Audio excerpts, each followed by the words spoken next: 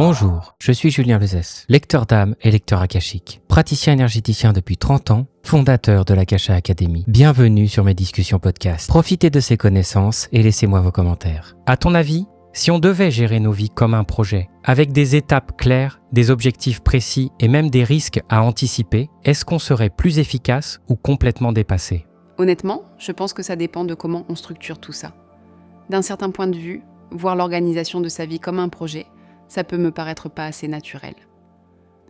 Aujourd'hui, on va explorer une approche en 7 étapes qui mélange développement personnel, intuition et équilibre entre action et réception. C'est comme une feuille de route pour naviguer dans la complexité de la vie. D'accord, ça me parle déjà. Alors, par quoi on commence ? On commence par la base. Je suis la survie. Ici, on parle d'ambition, de cette capacité à écrire une vision claire et à se fixer un but précis. Ok, c'est que dès le départ, on met en lumière un risque. La peur. La peur de ne pas être assez doué ou capable, c'est quelque chose que tout le monde ressent à un moment ou un autre, non ? Absolument. Et ce qui est important ici, c'est de reconnaître ses limites, non pas comme un obstacle, mais comme un point de départ. Parce que sans cette reconnaissance, on risque de se perdre dans des attentes irréalistes. Oui, et ça me fait penser à cette idée que l'ambition, c'est un moteur.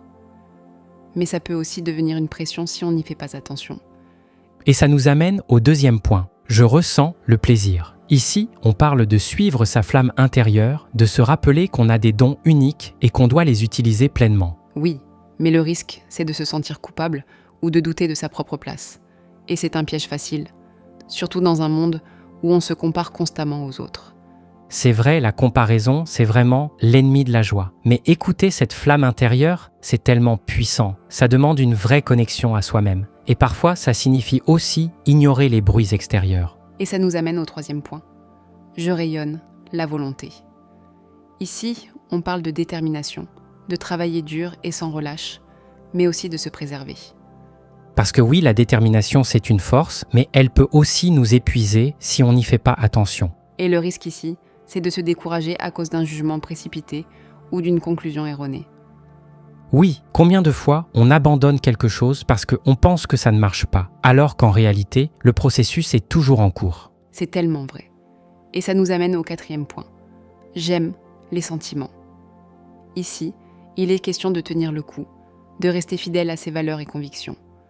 Le risque, c'est de perdre le contrôle de son mental et de se laisser embarquer par des doutes ou des influences extérieures. Oui, et c'est là que le courage entre en jeu. Parce que rester engagé, même quand c'est difficile, ça demande une vraie force intérieure. Absolument. Et ça nous conduit au cinquième point. J'exprime l'expression.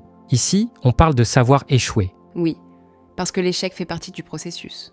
Tous les grands champions ont échoué à un moment donné, mais ils se sont relevés et ont continué.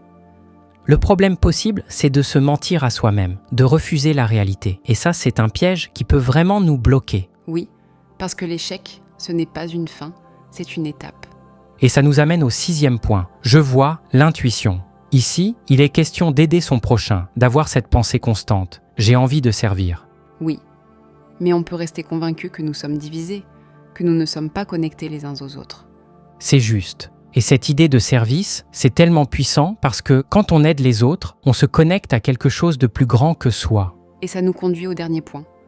Je sais, la vie. Ici, on y trouve sa liberté de création avec des cadeaux.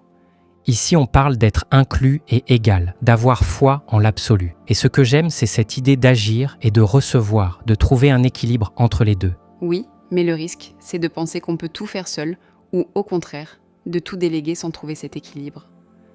Ce que je trouve sympa dans cette approche, c'est qu'elle nous rappelle que tout est possible, mais seulement si on trouve ce juste milieu. Alors pour résumer, cette structure en 7 points nous offre une sorte de feuille de route pour naviguer dans la complexité de la vie, en équilibrant action, intuition et connexion aux autres. Oui, et en reconnaissant les risques à chaque étape, on peut mieux les anticiper et les surmonter. Exactement. Alors qu'est-ce que tu retiens de tout ça ? Pour moi, c'est vraiment cette idée d'équilibre, de ne pas tomber dans les extrêmes, que ce soit dans l'action, l'émotion ou même l'ambition. Oui. Et pour moi, c'est l'importance de la connexion à soi-même, d'écouter cette flamme intérieure et de ne pas se laisser distraire par les doutes ou les jugements extérieurs. Espérons que cette discussion vous a inspiré autant que nous. Oui, Et surtout, n'oublions pas, tout est possible tant qu'on agit avec intention et qu'on reste connecté à notre intuition. Exactement. À la prochaine. À bientôt! Si ce genre de sujet vous intéresse, je vous invite à rejoindre ma communauté privée, Le Refuge. Elle est totalement gratuite. Vous avez le lien dans la description.